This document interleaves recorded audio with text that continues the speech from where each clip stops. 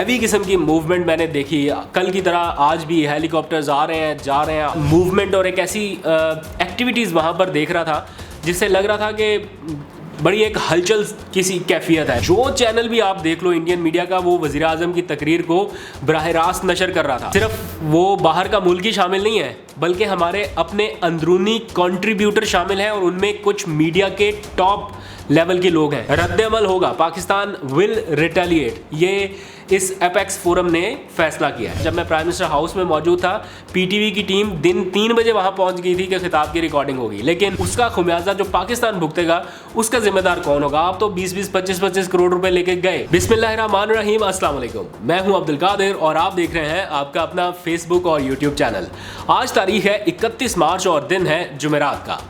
अब से कुछ देर पहले वज़ीर आज़म इमरान खान ने कौम से इंतहाई अहम और जज्बाती खिताब किया है। आई होप कि आप सब लोगों ने वो खिताब सुन लिया होगा।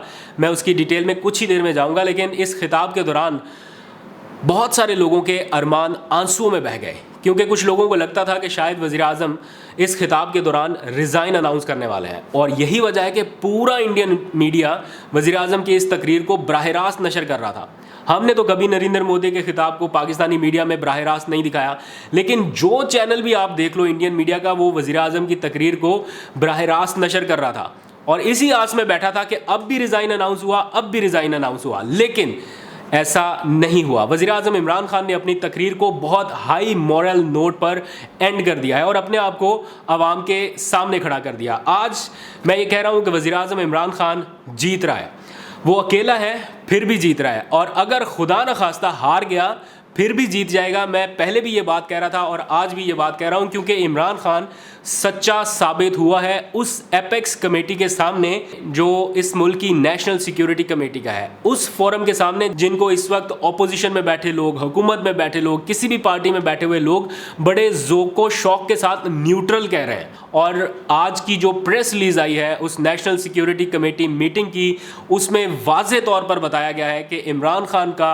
बैरूनी मुदाखलत का जो एक नैरेटिव था या उनका जो बयान था वो दुरुस्त था, उनका मौक़िफ़ सही साबित हुआ, और इसके असरात बैरूनी ताकतों के साथ साथ अब ऑपोजिशन को भी महसूस करने होंगे। पाकिस्तान क्या एक्शन करने वाला है वो उसमें वाज़े तौर पर बताया गया। वज़ीर आज़म इमरान खान ने अपने खिताब के दौरान वो स्लिप ऑफ टंग था या जिस तरह से भी था, आज अमेरिका का नाम ले लिया है कि वो कौन सा मुल्क है जो इमरान खान की हुकूमत ख़त्म करने के दर पे है। जो कुछ जज्बाती बातें उन्होंने आखिर में की वो इस कौम के समझने के लिए है कि अपने अंदरूनी कंट्रीब्यूटर किस तरह से किसी दूसरे मुल्क की साजिश का हिस्सा बन सकते हैं। आप ज़रा डॉट कनेक्ट करके देख लीजिए, फिर मैं आपको उस कमेटी की थोड़ी सूरत हाल भी बताऊँगा। आप ज़रा डॉट कनेक्ट करके देखें। अमेरिका की तरफ से थ्रेट एब्सोल्युटली नॉट के बाद, और दूसरी तरफ शहबाज शरीफ की तहरीक अदम एतमाद की सारी कोशिशें, और इसी कोशिश के दौरान उनका ये बयान कि एब्सोल्युटली नॉट कहने की क्या ज़रूरत थी। आप डॉट कनेक्ट कर सकते हैं तो आपको बहुत अच्छे से पता चल जाएगा कि डोरियां कहां से हिलाई जा रही हैं और कितना पैसा कहां से चल रहा है। The matter of fact is this कि पाकिस्तान के सलामती इदारे इस बात पर कन्विंस हैं कि ये पाकिस्तान के ख़िलाफ़ एक साजिश है और हमें इससे निपटना है। आज के इन 2 इवेंट्स के बाद मेरा ख्याल है या तो उन लोगों को वापस आना चाहिए और ये बताना चाहिए कि जनाब हमें इस्तेमाल करने की कोशिश की, लेकिन अगर वो जानते बूझते हुए भी इस साजिश का हिस्सा बन रहे हैं तो इन सब लोगों को तो फिर गिरफ्तार होना चाहिए। एक चीज़ इस मुल्क के सबसे बड़े एपेक्स फोरम पर डिस्कस हुई और डिसाइड हुआ कि ये थ्रेट लेटर पाकिस्तान को भेजा गया जो पाकिस्तान की सालमियत और ख़ुद मुख्तारी के ख़िलाफ़ था, तो उसमें मुलव्विस होने वाले अनासर के ख़िलाफ़ तो फिर कार्रवाई बनती है। आज बताया गया हुकूमती सतह पर कि इस सारे साजिश में सिर्फ वो बाहर का मुल्क ही शामिल नहीं है, बल्कि हमारे अपने अंदरूनी कंट्रीब्यूटर शामिल हैं और उनमें कुछ मीडिया के टॉप लेवल के लोग हैं। कुछ एंकर्स भी उस मुहिम का हिस्सा बन चुके हैं। उन एंकर्स की तफसीलात अभी जारी नहीं की गई, लेकिन आपको देखने में, सुनने में बहुत आसानी से हर चीज़ समझ आ जानी चाहिए कि कौन कहाँ पर किस साइड पर स्टैंड कर रहा है और कौन किस तरह से अपने बयानिए को लेके आगे चल रहा है। मेरा ख्याल है कि पूरी कौम अब देख रही है उन लोगों की तरफ जिन्होंने इतवार के दिन वोट कास्ट करने आए। बड़ा मुश्किल मरहला होगा उन लोगों के लिए भी कि क्या अभी भी वो उस जागे हुए ज़मीर के मुताबिक वोट कास्ट करेंगे जो सिंध हाउस में जगाया गया, या उस ज़मीर के मुताबिक जो पहले भी इमरान खान के साथ खड़ा था। आज दिन भर मैं वज़ीर आज़म हाउस के बाहर मौजूद रहा और बड़ी हैवी किस्म की मूवमेंट मैंने देखी। कल की तरह आज भी हेलीकॉप्टर्स आ रहे हैं, जा रहे हैं। Army chief general Qamar Javed Bajwa, DG ISI, फिर मुसल्लह अफवाज के दीगर सरबराहान, वफाकी वुज़रा 10-10 मिनट में आ रहे हैं और फिर वापस जा रहे हैं, फिर कुछ लोगों के साथ जा रहे हैं। तो एक ऐसी मूवमेंट और एक ऐसी एक्टिविटीज़ वहाँ पर देख रहा था जिससे लग रहा था कि बड़ी एक हलचल किसी कैफियत है। लेकिन पहले तो पाकिस्तान ने धमकी देने वाले मुल्क को भरपूर जवाबी रद्द-ए-अमल देने का फ़ैसला किया है। इस एलामिया में लिखा गया है कि कौमी सलामती कमेटी ने गैर मुल्की मरासले पर शदीद तशवीश का इजहार किया और इस मरासले में इस्तेमाल की गई ज़ुबान को गैर सिफारती ज़ुबान करार दिया गया है। फिर एलामिया के मुताबिक गैर मुल्की मरासला पाकिस्तान में खुली मुदाखलत के मुतरादिफ है जिसे किसी सूरत कबूल नहीं किया जा सकता। और फिर नेशनल सिक्योरिटी कमेटी की मीटिंग में ये तय पाया, ये फैसला हुआ कि पाकिस्तान इस मुल्क के ख़िलाफ़ और इस मुल्क के सफ़ीर को भरपूर जवाब भेजेगा और वाज़े पैगाम दिया जाएगा,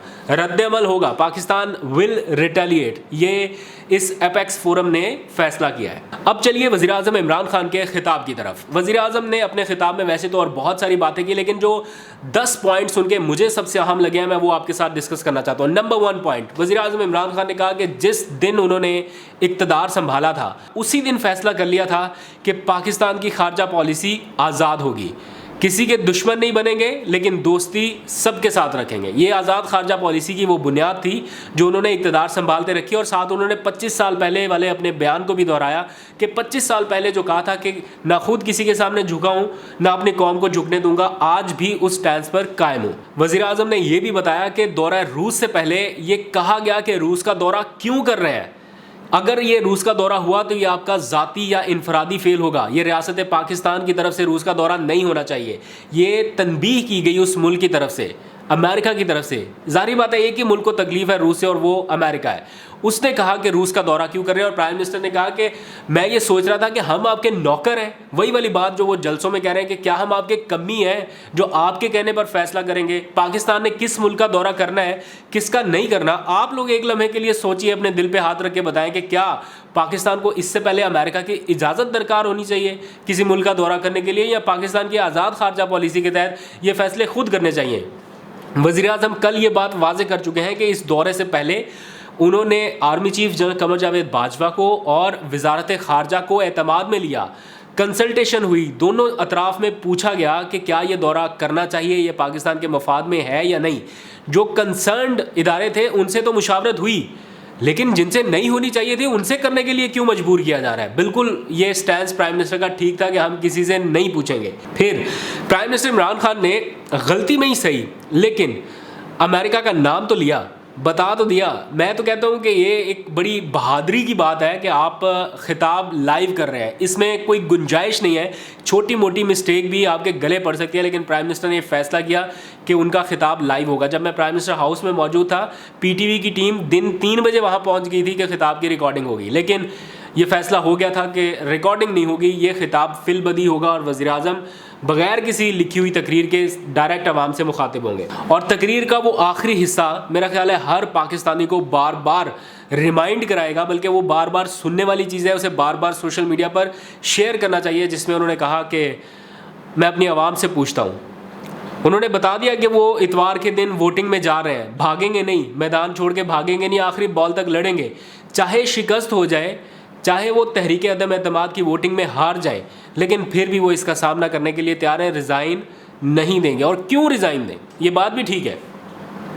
एक मुल्क पूरी साजिश कर रहा है, पूरी अपोजिशन 11 जमातें मिल के आपको गिराने में लगी हुई हैं और आप आखिर में आगे रिज़ाइन कर दें, ऐसा तो किसी सूरत नहीं हो सकता। मुकाबला होगा और भरपूर होगा, दुश्मन भी देखेंगे और दोस्त भी देखेंगे। उन्होंने वाज़े किया कि कौम को ये फ़ैसला करना है, लोग देखें, इन लोगों के चेहरे याद रखें जो इतनी बड़ी बैरूनी साजिश का हिस्सा बनने जा रहे हैं। क्या कौम कभी इनको माफ़ कर पाएगी? क्या ये लोग जो इस मौके पर गद्दारी करके, या मैं गद्दारी का भी सर्टिफिकेट नहीं बांटता, इस मौके पर जो अपने मुल्क की आज़ाद खारजा पॉलिसी के साथ खड़े होने की बजाय दूसरी तरफ चले गए, क्या ये अपने हलकों में जा सकेंगे? क्या ये अवाम का सामना कर सकेंगे?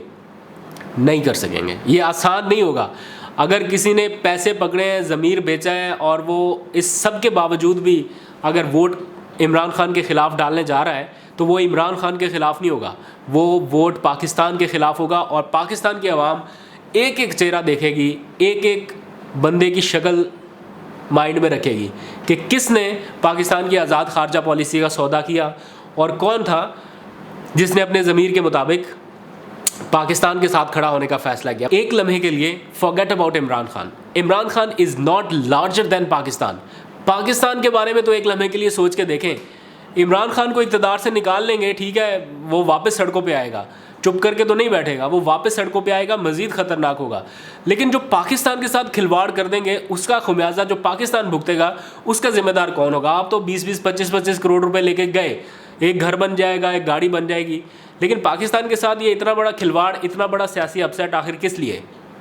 मेरा दिल कहता है, मुझे ऐसा लगता है कि आज की तकरीर के बाद शायद ये लोग वापस पलटे, शायद इनके ज़मीर सच में जागे और शायद ये वापस आए और इमरान खान के लिए ना सही लेकिन पाकिस्तान के लिए और पाकिस्तान की आज़ाद खारजा पॉलिसी के लिए ये ट्रेजरी बेंचेस की तरफ जाए, ऑपोजिशन बेंचेस की तरफ जाने की बजाय।